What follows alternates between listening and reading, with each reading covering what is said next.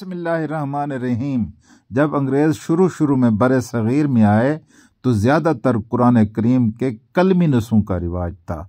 उस वक्त उन्होंने सोचा अगर हम तमाम कलमी नुस्खों को मुसलमानों से ख़रीद कर तल्फ़ और ज़ाय कर दें और तहरीफ शुदा और गलत नुस्खे फैला दें तो मुसलमानों का हिफाजत कुरान का दावा गलत साबित हो जाएगा। कई गुना ज़्यादा कीमत पर कुरान करीम के नुस्खे उन्होंने ख़रीदना शुरू कर दिए। सादा लो मुसलमानों ने पादरियों के हाथों धड़ाधड़ कुरान पाक फ़रोख्त करना शुरू कर दिया।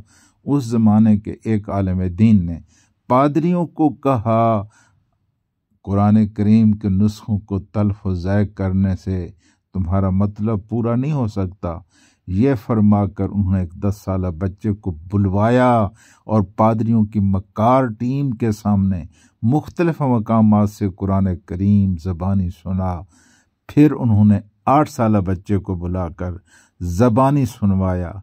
आखिर में उन्होंने एक 7 साला बच्चे को बुलाकर उनके सामने पेश किया और उसने भी फर जहाँ से पूछा गया बग़ैर किसी गलती के बड़े शौक़ से कुरान मजीद सुना दिया। उस वक्त पादरियों को अपनी जिहालत और हिमाकत का एहसास हुआ और उन्होंने कुरान करीम के नुस्खे तल्फ़ करने का बेहुदा